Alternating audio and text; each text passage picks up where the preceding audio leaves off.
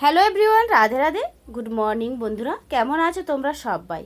আশা রাখছি খুব ভালো আছো। আমি কিন্তু ভীষণ ভালো আছি। সকাল সকাল ঘুম থেকে উঠে পড়েই দেখো একদম আমার জানালাগুলো খুলে দিচ্ছি, পর্দাগুলো। হাওয়া বাতাসগুলো কিন্তু খেলবে এই জানালার মধ্যে। জানো, এই জানালাগুলো প্রচণ্ড পরিমাণে বড় বড় হওয়ার কারণে আমাদের দুয়ারটা কিন্তু বেশ আলো লাগে। তবে হ্যাঁ, ভিডিও করার সময় কিন্তু আমাকে আলো না জ্বাললে কিন্তু একদম পোষায় না। তবে সে যারা আমরা ভিডিও বানাই তারা তো অবশ্যই জানাই, আমাদের যতই সূর্যের আলো থাকুক না কেন, আমার ভিডিও বানাতে গেলে কিন্তু আমাদের একটা এক্সট্রা আলো জ্বালতে হয়। সে যাই হোক, আজকে সকালে আলো কোনো রকমভাবে না জ্বেলেই নিজের পর্দা জানালাগুলো খুলে সজ্জা চলে এসেছি এ ঘরে এসে কিন্তু ঝাঁটটা দিতে শুরু করে দিয়েছি। ঘর দুয়ার তারপরে বাইরের সমস্ত কিছু কিন্তু ঝাঁট দিতে শুরু করে দিয়েছি। আর বাইরে এমন পরিমাণে আম গাছ, কাঁঠাল গাছ, জানো আমাদের চারিপাশটা আবার সপেতা গাছেও কিন্তু ভরা। তো এই কারণে ছোট্ট ছোট্ট পাতাগুলোকে না ঝাঁট দিতে প্রচণ্ড পরিমাণে অসুবিধা হয়। অনেকটা সময় ধরেই কিন্তু আমাদের ঝাঁটগুলো দিতে হয়, তাই হাতে অনেকটা সময় নিয়েই কিন্তু আমরা এই কাজগুলো করে থাকি। আমরা জানি যে কাজগুলো করতে কতটা সময় লাগে, তো সেই কাজগুলোর কিন্তু আমার টাইম বাই টাইম করে থাকি। যাই হোক, নিজের সংসারটা নিজের বলেই নিজের মতো করে গুছিয়ে গাছিয়ে সংসারটা করে নিচ্ছি বলে কোনো রকম অসুবিধা হয় না। একা রাতে সংসার, একা যেমনই মনে করব, যেভাবে মনে করব কাজ করব তো করব, করব না তো করব না, এটা কিন্তু কারো কিছু বলারও নেই। তো সে যাই হোক, আমরা এক প্রকার বলতে পারো সমাজবদ্ধ জীব। সমাজের মধ্যে থেকেও কিন্তু আমাদের সমাজের বাইরে কোনো রকমভাবে কাজ পাঠ আমরা করি না। তো যেটা না করলে নয়, আর যেটুকুনি না এ সমাজে বাঁচতে গেলে যেটুকুনি করতে হয় সেটুকুনি করতে পারি। যাই হোক, আর এখন তাছাড়া বলো তো, আমরা সোশ্যাল মিডিয়ার যুগ, 2026 সাল, তো সেই ক্ষেত্রে তো আমরা একটু হলেও আপডেট হবই। তবে আপডেট হওয়াটা কিন্তু একদম গুরুত্বপূর্ণ একটা ব্যাপার, কারণ সময়ের সাথে সাথে সবাইকেই কিন্তু আপডেট হওয়াটা বাঞ্ছনীয়। তো সে যাই হোক, ওইদিকে তো আমি এক পাশে ঝাঁটটা দিয়ে দিয়েছি, তারপর সজ্জা চলে এসেছি এই পাশটা। এই বাড়িটা কিন্তু এতটা পরিমাণে বড় ছিল না যখন আমার বড় যায় রান্নাঘর ছিল। তবে এখন যেহেতু রান্নাঘরটা নেই, তো ওই কারণে এই বাড়িটা যেন আরও বেশি বড় দেখিয়েছে। যাই হোক, পরবর্তী সময় নাকি এই জায়গাটা আবার রান্নাঘর করবে, এইরকমই প্ল্যান। আবার ওইদিকে বাইরে আবার বেরিয়ে ঘরও করে নিচ্ছে। তবে অবশ্যই তোমাদের সামনে একবার শেয়ার করব কোথায় মানে বাড়ি করছে। তো যার কারণে এইখানে আবার রান্নাঘর করার এখনও পর্যন্ত মানে প্রসেস হয়নি। সে যাই হোক, যে যার সজা করে জায়গা আমাদের কিন্তু বরাদ্দ, এটা নিয়ে আমাদের কোনো রকমভাবে কারোর সমস্যা নেই। তো আমাদের জানো, আমরা তিন যা একসঙ্গে একই রুমে ব্যবহার করলে, একই ঘরে মরলে কি হয়, আমাদের কিন্তু এই জায়গাপত্র নিয়ে কোনো রকমভাবে সমস্যা হয়নি। সে যাই হোক, ওটা হচ্ছে গিয়ে পারিবারিক ব্যক্তিগত ব্যাপার। আমি আমার কথা বলবো, অবশ্যই ব্লগে বলবো, তবে তার আগে নিজের পরিচয়টুকু দিয়ে দিই। আমি মানসী, আমার এমজে অধিকারী ফ্যামিলি ব্লগে তোমাদের সকলকে জানাই অনেক অনেক স্বাগত এবং অনেক অনেক ভালোবাসা বন্ধুরা। আর ওইদিকে দেখো, ঘর দুয়ার ঝাড় দিয়ে জল ছড়া দিয়ে সজ্জা চলে এসেছি। আমার এই ছোট্ট রুমটাকে আজকে একটু বেশ ভালো করে পরিষ্কার পরিচ্ছন্ন করে নেব। আগের দিনের ভিডিওতে দেখেছিলাম আমার এই কাঁথা কম্বলগুলোকে কিন্তু ওই যে উই পোকা হয় না, ওতে কিন্তু নষ্ট করে দিয়েছে। জানি না এটা কেন এভাবে করলো, তবে কোনো দিন কখনোই আমার এইভাবে ক্ষতি হয়নি, কাঁথাপত্রগুলো নষ্টই হয়নি। তবে কি লক্ষ্মী ছাড়া আমার কপালে হলো সেটাও আমি বুঝতে পারছি না, এর কারণটা কি, কিভাবে এটা হলো। তো আজকে ভাবছি জানো, রৌদ্র বেশ ভালো করা দেখিয়েছে, তো সমস্ত রকম কাঁথা কম্বলগুলোকে একদম সোজা উপরে টেনে নিয়ে চলে যাব ছাদে। ছাদে উঠা নামা করতে একটু অসুবিধে হয় ঠিকই, কিন্তু বলো তো পজিশনটা এমন হয়, এক এক সময় কিচ্ছু করার নেই, উঠতে হবে। আর তোমাদের দাদাভাই তো এই সমস্ত কাজগুলো করার সময় থাকেও না। তো হয়তো এই সময়টা আমি ভালো করে রোদে দিয়ে দিলে পরবর্তীকালে ঝেড়ে ঝুড়ে নিয়ে চলে আসবে, এটা ঠিকই। তবে বলো তো এক এক সময় ওরও কাজ থাকে, তো এই কারণে নিজের উপরেই ভরসা করেই নিজের কাজটাকে করতে হয়। তবে বেশিরভাগ দিন নিজের উপরে ভরসা করে নিজের মতো করেই কাজ করি, কারণ আমি অপরের উপর ভরসা করতে পারি না।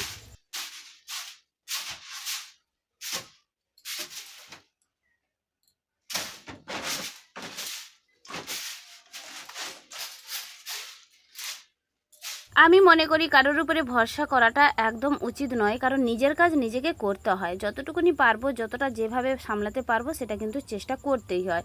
হ্যাঁ, বাধ্য রকম একদম কোনো রকমভাবে পারছি না, একদম পিঠ থেকে গিয়েছি দেওয়ালে, তখন না হয় কারোর মানে সাহায্য নিতে হয়, এটুকুনি আমার উক্তি। যাই হোক, ওইদিকে তো ঘর দুয়ারটা যখনই আমি মানে কাঁথা কম্বলগুলো তুলেছি, পুরো ঘর দুয়ারটাকে একটু মানে ভালো করে ঝেড়ে ঝুড়ে নিয়েছি। একদিকে তো পুরো মানে আমি বিছানার কাঁদরা তুলেছি, তার উপরে ঝাড়তে অনেকটাই সময় লেগে গিয়েছিল। তো যাই হোক, এক এক সময় এক এক রকম তো হবেই, কারণ আমি যেহেতু ওই রুমটা আজকে হাত দিচ্ছি না, তো আমার ছোট রুমটাকে আজকে ডিপ ক্লিন করেই ছাড়বো, কারণ ওই ঘরটার মধ্যে আমরা কোনোরকমভাবে ব্যবহারও করি না। আর দেখো, আমরা দুটো প্রাণী, দুজন মানুষ, তো আমাদের একটা রুমে হলেই হয়ে যায়। দুটো রুম আমাদের কিন্তু কোনোরকমভাবে প্রয়োজন নেই। তবে হ্যাঁ, আত্মীয় স্বজন এলে আমাদের ওই রুমগুলো প্রয়োজন হয়। তবে হ্যাঁ, একটা কাজ আমাকে করতে হয় ওই রুমে গিয়ে। কাজটা কি জানো তো, আমাকে কিন্তু ওই যে ভয়েস ওভারটা দিতে হয় না, ওই ভয়েস ওভারটা কিন্তু আমি ওই রুমটা বেশ ভালো ফাঁক পাই, কারণ এই ভাষে রুমগুলো আমরা ফাঁক পাই না, কারণ কি আমাদের এক ঘরের মধ্যে অনেকেই থাকে। দেখবে ভয়েস দেওয়ার সময় না কেউ পাশে থাকলে একদম আমরা দিতে পারি না, বলো পারি কি? তবে আমি কিন্তু একদম পারি না। তোমরা কে কে মানে পাশে কেউ থাকলেও, পাশাপাশি রুমেও থাকলে ভয়েস দিতে পারো, একটু কমেন্টের মাধ্যমে জানিও। তবে আমার কিন্তু বড্ড পরিমাণে অসুবিধা হয়, সেটা আমি কিন্তু তোমাদেরকে বলে বোঝাতে পারবো না, জানো, যার কারণে আমি প্রচণ্ড পরিমাণে ফাঁক ফুঁক খুঁজি গো। মানে কোথায় ভয়েসটা দিলে ঠিক হবে, কোন জায়গায় ভয়েসটা দিলে ঠিক হবে, আমি একটু বেশি নিরিবিল জায়গাটা একটু মানে খোঁজার চেষ্টা করি। যাই হোক, সব সময় তো মেলে ওঠে না, কিছু কিছু সময় কিন্তু আমাদের ভয়েস দিতে গেলেও একটু অসুবিধা হয়। এই যেমন ধরো আজকে ভয়েসটা দিচ্ছি, এখানে কিন্তু আমাকে অনেকটাই কষ্ট করে ভয়েস দিতে হচ্ছে, কারণ আমাদের পাশাপাশি এলাকায় না ভাগবত হচ্ছে। ওই ভাগবতী অনুষ্ঠানে মাইক বাজছে, শাঁখ বাজছে, কত রকমের মানে গান বাজনা বাজছে, হয়তো তোমাদের সামনে একটু হলেও ভয়েস এসে যাচ্ছে। যাই হোক, একটু মানিয়ে নেওয়ার চেষ্টা করো। ওইদিকে তো সকাল থেকে কত কাজ করলাম, তোমাদের সামনে শেয়ার করলাম, জানো। আর জামা কাপড়গুলোও কিন্তু আজকে ভিজিয়েছি, আমাদের স্কুল ড্রেস বলবো না কি বলো, আমার যে কাজের ড্রেসগুলো পুরো স্কুলের ড্রেসের মতো দিয়েছিল সরকার থেকে, তাই ওইগুলোকেও কেচেছি আমি। ওই রুমের বেড কভার, বালিশের খোলা, আমার কিছু জামা কাপড় ছিল, এগুলোকে একটু আজকে ভালো করে কেচে ধুয়ে একদম সজ্জা ওপরে মিলে দিয়ে এসেছি। আজকে অনেকটাই পরিমাণে মানে বলতে পারো পরিশ্রম করেছি, কারণ ওপরে ওঠানামাটা আমার কিন্তু অনেকটাই পরিমাণে বেশি হয়ে গিয়েছে। তবে কোমরের যন্ত্রণাটা হলেও হতে পারে, সেটা আমি বলছি না। তবে বিকেল থেকে কিন্তু প্রচণ্ড পরিমাণে কোমরের যন্ত্রণাটা শুরু হয়ে গিয়েছিল, যেটা কি না আমি সবসময় বলে থাকি। আমি যদি কোনো দিন বলি যে আমার এই কয়েকদিন আমি শরীরটা ভালো আছে, তবে পরের দিন অবশ্যই আমার শরীরটা খারাপ হয়ে যাবে। তবে ভগবানের এইটা হয়তো মানে ভগবান চায়নি যে আমি কখনো ভালো থাকি, মানে বলি। যাই হোক, সজ্জা চলে এসেছি, পুজো টুজো করে বর্মশাইয়ের জন্য একটু ছানা কাটিয়ে নিয়েছি, আর সঙ্গে দেখো আমি একটু লিকা চা বানিয়ে নিয়েছি। আজকে আর কোনো রকমভাবে দুধ চা করলাম না।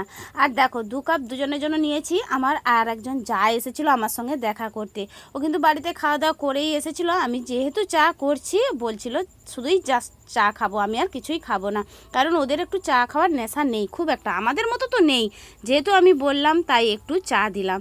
তাই আমি দেখো 2টো রুটি, কালকে বাসি রুটি তো ছিলই, সেই 2টো রুটির সঙ্গে একটু লিকা চা খেয়ে নিয়েছি। তবে এই যে গরম পড়ে গিয়েছে জানো, এখন আবার রুটি বেশি খাওয়া যাবে না, কারণ এত গরমের মধ্যে বাসি রুটি তো একদমই নয়, কারণ আমাদেরকে রোজের রোজ বেরোতে হয়। তো এই কারণে আমি বাসি রুটিটাকে একটু অ্যাভয়েড করে চলবো এরপর থেকে গরমকালে। তবে আজকে যেহেতু 2টো রুটি মানে বেশি হয়ে গিয়েছিল, বাধ্যবাধকতাভাবে আমি খেয়ে নেব। আর রুটি চা খেতে আমার তো সব সময়ের জন্য বেশ ভালোই লাগে, তোমাদের সামনে আমি তো বলেই থাকি। তো সে যাই হোক, তোমাদের সঙ্গে কথা বলতে বলতে দেখো আমি কিন্তু সজ্জা চলে এসেছি সবজি কেটে নিতে। আচ্ছা, সবজিটা কাটতে কাটতে তোমাদের আগের দিনে সুন্দর সুন্দর দিদিভাইদের মিষ্টি মিষ্টি কমেন্টের উত্তরগুলো একটু দিয়ে দিই। সোমা দিদিভাই, তুমি কমেন্ট করেছো দারুণ লাগলো ভিডিওটা। সোমা দিদিভাই, তুমি অনেক দিন পরে আমায় কমেন্ট করেছো, তুমি কেমন আছো একটু ভিডিওর পরবর্তী ভিডিওতে আমাকে জানিও। রাজকুমার ঘোষ আইডি থেকে একজন দিদিভাই, তুমি আমায় কমেন্ট করেছো, খুব ভালো লাগলো দিদিভাই রাধা মাধবকে দেখে, আমারও এমনই রাধা মাধব আছে, সাপোর্ট করলাম, পাশে থেকো। অসংখ্য অসংখ্য ধন্যবাদ এইভাবে পাশে থাকার জন্য। আর হ্যাঁ, রাধা মাধব রেখো, অবশ্যই বাড়িতে রাধা মাধব রেখে কিন্তু সেবা করো। আর তোমাকেও জানাই অনেক অনেক অনেক ভালোবাসা আমার তরফ থেকে এইভাবে একটা কমেন্ট করার জন্যে। বন্দিতা দিদিভাই, তুমিও কমেন্ট করেছো, এটা ঠিক কথা, ভিডিও করার একটা নেশা হয়ে গেছে, খুব ভালো লাগে সাদা ফুল দিয়ে ঠাকুর সাজাতে। একদম সাদা ফুল দিয়ে কিন্তু ঠাকুর পুজো করতে খুবই ভালো লাগে, এমনিতেই গোবিন্দের প্রিয় ফুল হচ্ছে সাদা ফুল। কমেন্ট করেছিল গৌরী দিদিভাই, তুমি কমেন্ট করেছো খুব ভালো লাগে তোমার কথাগুলো শুনতে। অসংখ্য অসংখ্য ধন্যবাদ এইভাবে একটা কমেন্ট করার জন্য। আগামী দিনগুলো এইভাবে পাশে থেকো সারাটা জীবন। তোমাদের একটু ভালোবাসা, একটু কমেন্ট কিন্তু আমার পরবর্তী ভিডিও করার এনার্জিটুকু বাড়িয়ে দেয়। আরও কমেন্ট করেছিল মেঘনা দিদিভাই, তুমি কমেন্ট করেছো রাধে রাধে দিদিভাই, চলে এলাম। যাই হোক, তোমাদের সবাইকে জানাই অনেক অনেক ধন্যবাদ আমার ভিডিওর মধ্যে এসে এত সুন্দর সুন্দর কমেন্ট করার জন্য। আর ওইদিকে দুপুরের মেনুটা তো দেখিয়ে দিলাম। আজকে দুপুরের মেনুটা হয়েছিল আলু পটল দিয়ে রসা, আর হয়েছিল বিচা কলা দিয়ে ছেঁচকি।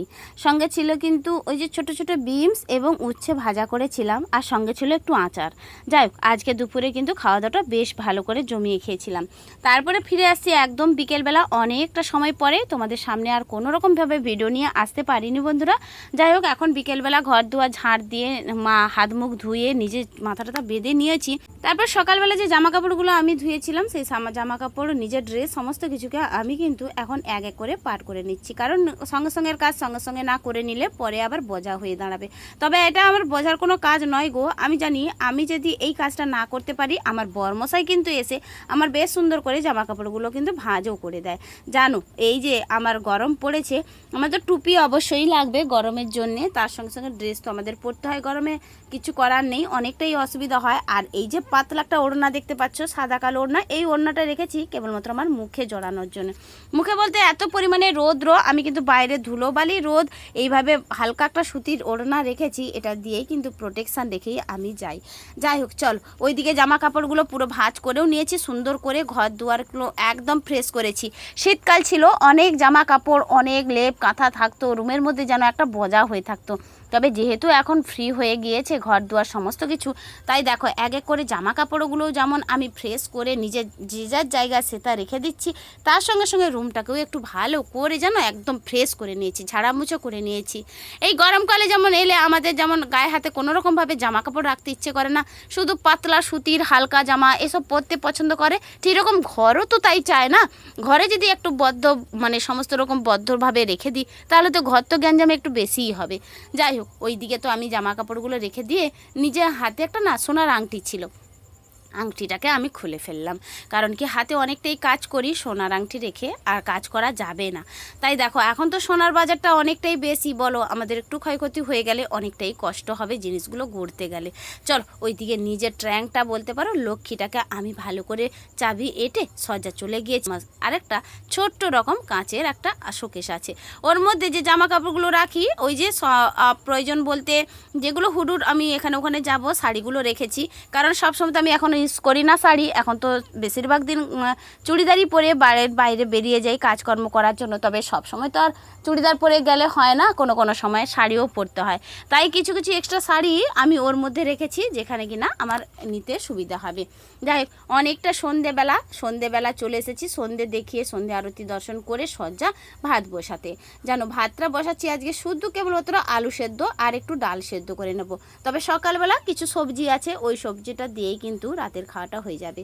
আজকে তোমাদের সামনে শেয়ার করলাম সেই সকাল 6টা থেকে শুরু করে রাত্রি 10টা সাড়ে 10টা পর্যন্ত আমি কি কাজ করি, কিভাবে কাজ করতে থাকি, এটা তোমাদের সামনে ডেলি ব্লগে শেয়ার করলাম। অনেক দিন হলো জানো রাতের ভিডিও তোমাদের সামনে শেয়ার করিনি, এই কারণেই জানো রাতে আবার ভিডিও এডিট করতে গেলে অনেকটাই সময় লেগে যায়, তো ওই কারণে রাতের এডিট করতে পারি না ভিডিও বানিয়ে। তো আজকে তোমাদের সামনে একটু কষ্ট করে হলেও রাতের ভিডিও করে তোমাদের এডিট করে শেয়ার করছি। ওইদিকে আমরা তিনজনে সবাই মিলে খেতেও বসেছি, আমার বরমশাই আর ওই মেয়েটা, আমি সবাই মিলে খেতে বসে পড়েছি রাত্রেবেলা। আর এখন যেহেতু গরমের হাওয়া ফুটে গিয়েছে, রাতের খাওয়ার পরেই আমরা কিন্তু রাতের বাসনটা মেজে নিই। বেশিরভাগ দিন এঁঠো কাঠো রাখতে আমার একদমই ভালো লাগে না, সেই কড়া শীতের সময় কেবলমাত্র 1-8 দিন আমি শুকনো বাসন রাখতাম। তবে এখন ভাত তো খাওয়া হবে বেশি গরমকালে, তবে ভাতের এঁটোগুলো না আমি রাখতে পছন্দ করি না। ওইদিকে হাঁড়িটা কিন্তু রেখেছি, কারণ কি কালি হাঁড়ি আমাদের রাত্রে বের করতে নেই, এটা কিন্তু আমি আমার মায়ের কাছ থেকে সব সময়ের জন্য শিখেছি, আর তাই এখনও ওই নিয়মটা মেনে চলছি। যাই হোক, শুকুর বাসনটাকে আমি ঘাটে ডুবিয়ে দিয়ে এসেছি। তবে জানো, অনেকে বলে থাকে, আমি আমার ব্লগগুলো শুনি যে রাতের বেলা কোনো রকমভাবে বাড়ির বাইরে না বেরিয়ে তারা বাসনপত্র মাজতে পারে না, মানে ভয় লাগুক বা হয়তো তাদের পরিবেশে সেরকম পরিবেশটা এমন, আমরা যতই রাত্রে ঘোরাফেরা করি না কেন আমাদের কোনো রকমভাবে বন্ধুরা বিশ্বাস করো সমস্যা নেই। আর আমাদের পরিবেশটা চারিপাশেই লোকের লোকালয়, আর আমাদের পরিবেশটা সত্যি সবাই বাইরে বেরিয়ে থাকে, আমাদের কোনো রকমভাবে সমস্যা হয় না। তাই রাতের বাসন ধুতেও আমাদের কোনো রকমভাবে অসুবিধা হয় না। আমি রাতের কাজ রাতে করে গুছিয়ে আমি কিন্তু নিশ্চিন্ত ঘুমোতে পারি। এটা হচ্ছে আমার একটা ভালোই একটা বলতে পারো পজিশান। কারণ কি, এই সমস্ত আবার কাজ সকালবেলা করতে গেলেও দেরি হয়ে যায় আর বাকি সমস্ত কাজগুলো করতে না করতে যায় না। তো যাই হোক, পজিশনটা অনেকটাই এগিয়ে নিয়ে রাখি। তো বন্ধুরা, ভিডিওর এই পর্যায়ে এসে একটা কথা বলি, এখনও পর্যন্ত যে সমস্ত বন্ধুরা আমার পাশে আছো, আমার সাথে আছো, তোমাদের সবাইকে জানাই অনেক অনেক ধন্যবাদ এবং অনেক অনেক ভালোবাসা। তো চলো আজ আসি, দেখা হচ্ছে আগামীকাল। রাধে রাধে।